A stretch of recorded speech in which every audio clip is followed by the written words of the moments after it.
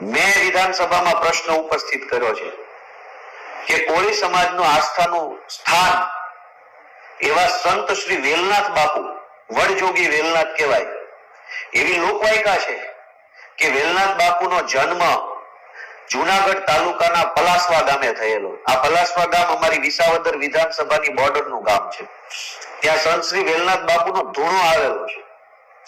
આખા ગુજરાતનો કોળી સમાજ માંધાતા ભગવાન અને વેલનાથ બાપુને ખૂબ માને છે. આ જ હરસંઘવીની સરકાર છે વેલનાથ બાપાના ધૂણાનું રિનોવેશન કેમ નથી કરતા? પવિત્ર યાત્રાધામમાં વેલનાથ બાપુનો ધૂણો સામેલ કેમ નથી કર્યો? વેલનાથ બાપાનો ધૂણો આખા ગુજરાતમાં કોળી સમાજની આટલી મોટી સંખ્યા છે, વેલનાથ બાપુને માને છે. આ વેલનાથ બાપુના ધૂણાના મેં દર્શન કર્યા છે અને મને કહેતાય તે ખુશી થાય છે કે વેલનાથ બાપુના લગ્ન છે એ અમારા વિસાવદર વિધાનસભાના જ એક ગામમાં થયા હતા અને વેલનાથ બાપુનો ધૂણો જે છે એ પણ વિસાવદરની બાજુમાં આવ્યો છે.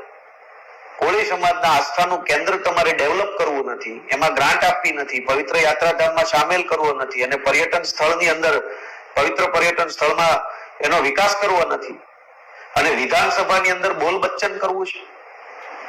હું આજે ખુશી અને વટ સાથે કહી શકું છું કે મેં વિધાનસભાની અંદર વેલનાથ બાપુના ધૂણો, એમનું જન્મસ્થાન જે છે એને ડેવલપ કરવા માટેની માંગણી રજૂ કરી છે.